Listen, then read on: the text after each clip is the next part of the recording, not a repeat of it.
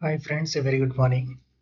So today's topic will be BFM Model B credit risk. What we'll be covering in this topic is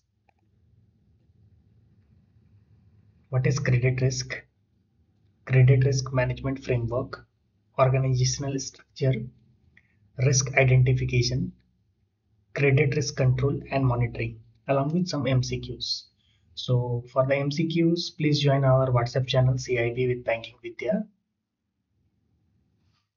So let's begin the topic. What is credit risk? Whenever we see there is a risk, we define the risk.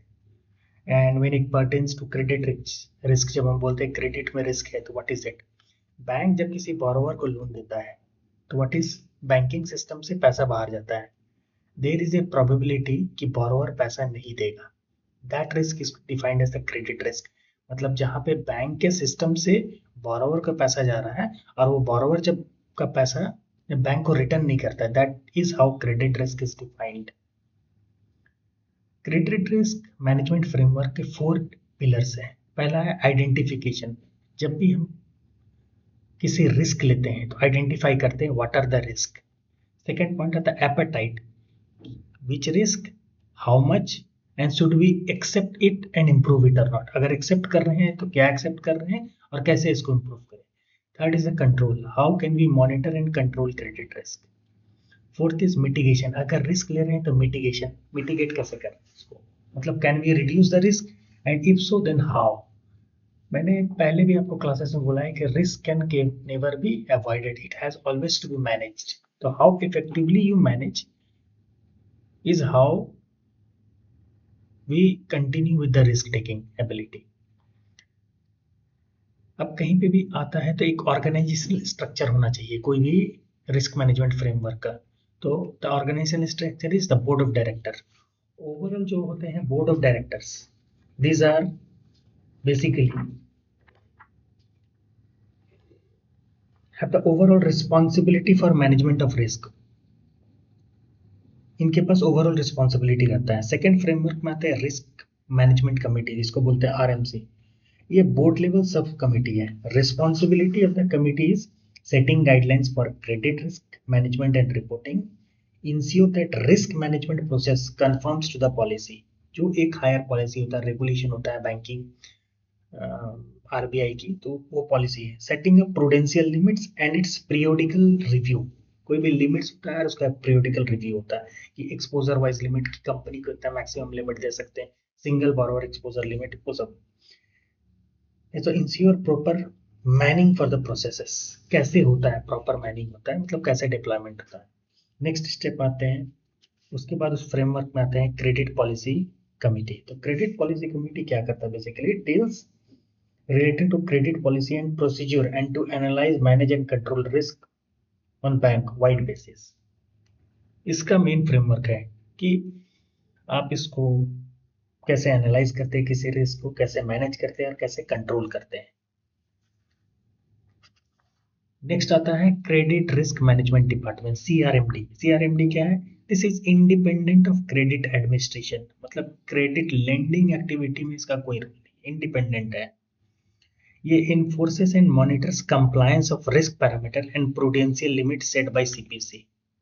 मतलब enforce करता है कि CPC जो prudential limit set किया है वो enforce और monitor करता है. तो these are the basic organisational structure of the risk management department in any bank. Next आते हैं हम लोग रिस्क आइडेंटिफिकेशन में. रिस्क आइडेंटिफिकेशन में सबसे बड़ा चीज है जो हम जो रिस्क ले रहे हैं उसको आइडेंटिफाई करना बहुत जरूरी है. तो when it comes to credit risk, there are two type of basically. First is the transaction level risk और second आता है portfolio level risk. Transaction level risk में क्या है, इसमें दो पार्ट है. पहला है default risk और दूसरा है credit spread risk. अब वन बाय वन हम इसको समझते हैं. What is default risk? Default risk देखिए, जैसे कि मैंने पहले ही बताया था कि कोई बैंक किसी बोरोवर को या किसी कंपनी को या किसी फर्म को पैसा देता है और वहां पे पॉसिबिलिटी वो फर्म कंपनी बोरोवर बैंक को रिटर्न नहीं करता है, तो that is called the default risk. Means the potential failure to make promised payment. Next आता है credit spread risk. What is credit spread risk? ये बेसिकली होता है risk due to worsening of credit quality, downgrade risk होता है बड़े बड़े firms में। जैसे हम बोलते हैं ना, कंपनी की रेटिंग A+ है, कंपनी A रेटेड है, कंपनी B रेटेड है, कंपनी BBB रेटेड है, कंपनी C रेटेड है। तो दीज आर थिंग। रेटिंग में क्या होता है, जितने लोअर रेटिंग उतना हायर रिस्क कैरी करेगा, जितना हायर रेटिंग उतना लोअर रिस्क कैरी करेगा। इसको हम लोग ध्यान से ध्यान रखेंगे एग्जाम पॉइंट ऑफ व्यू से बहुत इंपॉर्टेंट है। नेक्स्ट आता है portfolio level risk. Portfolio level risk के भी दो पार्ट है, वन इज सिस्टेमिक रिस्क या इंट्रिंसिक रिस्क, और कॉन्सेंट्रेशन रिस्क। तो सिस्टेमिक रिस्क होता है risk associated with economy as a whole, this cannot be diversified. Economy ही अगर डाउनफॉल हो रहा है तो यू कैनॉट कंट्रोल, यहाँ पे डाइवर्सिफिकेशन नहीं हो रहा है, पूरा इकोनॉमी डाउन कर रहा है तो कैसे होगा, you cannot diversified. Concentration risk क्या बोलते हैं, excessive exposure to a specific geography industry, मतलब एक ही जगह पे ज्यादा आप कॉन्सेंट्रेट कर दिया। इसको एक छोटा सा प्रैक्टिकल एग्जांपल से समझते हैं। सपोज कोई बिल्डर एक बहुत बड़ा सा प्रोजेक्ट ला रहा है हाउसिंग लोन का, जहाँ पे 2000-3000 फ्लैट है। अब एक बैंक ने 2000 फ्लैट वहां पे डिसाइड किया कि नहीं हम करेंगे एक्सपोजर, तो वहाँ बैंक क्या ले रहा है, bank is taking a concentration rate. Suppose कुछ एक्सटर्नल हर्डल से या पॉलिसीज गाइडलाइंस वो फॉलो नहीं करता बिल्डर, प्रोजेक्ट हॉल्ट हो जाता है, तो पूरा बैंक का पैसा एक ही जगह फंस जाएगा। That is basically concentration risk. इसको सबसे पहले ध्यान में क्या रखेंगे, ये दोनों ट्रांजेक्शनल लेवल और पोर्टफोलियो रिस्क में। पहला है higher rating lower risk, lower rating high risk. अगर किसी कंपनी का रेटिंग हायर है तो उसका risk on the lower side है, किसी कंपनी का रेटिंग अगर लोअर है तो उसका रिस्क हायर साइड में है। अब बोलते हैं क्रेडिट स्प्रेड रिस्क और downgrade risk, these are firm specific that arises mainly due to downgrade of the company. जैसे कि मैंने बताया था, कंपनी को इनिशियली मैंने लोन दिया था ए, कंपनी रेटेड थी A+, अभी उसका फिर से मैंने रेटिंग किया तो कंपनी आ गया B में या A में आया, तो रेटिंग डाउनग्रेड हो गया, तो वहां पे इसको बोलते हैं डाउनग्रेड रिस्क भी बोलते हैं या क्रेडिट स्प्रेड रिस्क भी बोलते हैं। अब बोलता है undiversified portfolio leads to concentration risk. जैसे कि मैंने एग्जांपल में आपको बताया था कि पोर्टफोलियो को डाइवर्सिफाई नहीं किया, अलग अलग प्रोजेक्ट्स मैंने सैंक्शन करके हमको इजी लगा कि एक ही प्रोजेक्ट में ले लेते हैं, तो वहां पे कॉन्सेंट्रेशन रिस्क अराइज हो गया बैंक को। अब कहीं पे भी रिस्क है तो क्रेडिट रिस्क कंट्रोल और मॉनिटरिंग होना चाहिए। तो व्हाई इट इज नेसेसरी, क्यों जरूरी है? पहला है lending activity is wide spread. Lending activity जो है बहुत वाइड स्प्रेड है, और very high share of credit risk in total risk taking activity in banking। Banking different different risk लेता है, लेकिन क्रेडिट रिस्क का बहुत हायर साइड है उसमें कंट्रीब्यूशन, इसलिए it is necessary. This is directed both, दोनों है ट्रांजेक्शन लेवल पे और पोर्टफोलियो लेवल पे। Control mechanism at transaction level. देखो ट्रांजेक्शन लेवल में क्या आता है, जैसे हमारे पास कोई बॉरोवर अपना प्रपोजल लाता है, सबसे पहले हम क्या करते हैं, चेक करते हैं एलिजिबिलिटी, चेक करते हैं। एलिजिबिलिटी चेक करने के लिए क्या होता है, CIC स्कोर चेक करते हैं। तो what is CIC score? CIC score is a part of credit appraisal. Next उसका फाइनेंशियल्स देखते हैं कि वेदर वो फाइनेंशियल्स उसका मजबूत है कि नहीं, कंपनी कैसी है, बैलेंस शीट कैसा है, ये सारा कुछ हम उसको पार्ट में कवर करते हैं। नेक्स्ट पार्ट आता है risk analysis. Risk analysis process करते हैं, इसमें देखा quality and capturing risk element. Risk analysis मतलब कंपनी का पूरा अप्रेजल फाइनेंशियल पार्ट में कर लिया, अब देखते हैं इसमें क्या क्या रिस्क है, उसको एनालाइज करते हैं।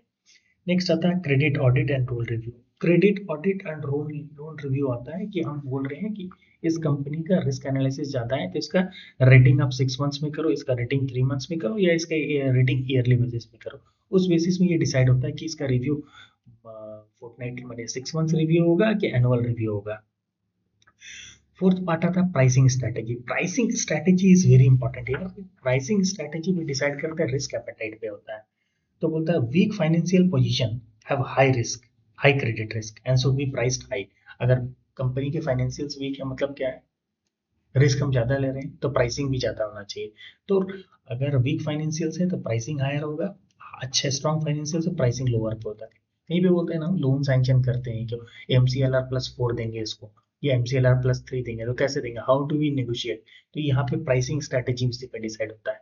नेक्स्ट आता है सपोज कंपनी का प्राइसिंग वीक है, सपोज बैलेंस शीट वीक है, तो हम उसमें क्या करते हैं, उसको फिर कोलेटरल के रूप में उसको मिटिगेट करते हैं कि वो कुछ कोलेटरल दे रहा है, तो बैंक का रिस्क एपेटाइट थोड़ा कम होता है तो प्राइसिंग वहां पे रिड्यूस करती है बैंक। अब how do we see in our credit policy, देखो डेलीगेशन ऑफ पावर। अब देखो हर स्टेप बाय स्टेप में ब्रांच लेवल में जो होता है उसमें डिस्क्रिप्शन अलग होता है, फिर मल्टी लेयर्स है, जितना हायर रिस्क एपेटाइट होगा उतना लेयरिंग बढ़ता है इसमें। There is a multi tier approval system in bank, higher the exposure higher the approval authority. Second part आता है क्रेडिट अप्रेजल, क्रेडिट को हम अप्रेस करते हैं जैसे कि पहले भी डिस्कस आता है। थर्ड आता है रेटिंग स्टैंडर्ड्स, की रेटिंग हमको कैसे करना है, कंपनी का रेटिंग डाउनग्रेड हो रहा है या अपग्रेड हो रहा है, अपग्रेड हो रहा है तो that is good sign, risk appetite reduce होता है। The rating for the loan is generally annual या biannual और even shorter interval। अब प्राइसिंग स्ट्रेटेजी पे हमने डिस्कस किया है कि this is the fundamental tenet of risk management. Borrower with weak financial positions have high credit risk and priced higher.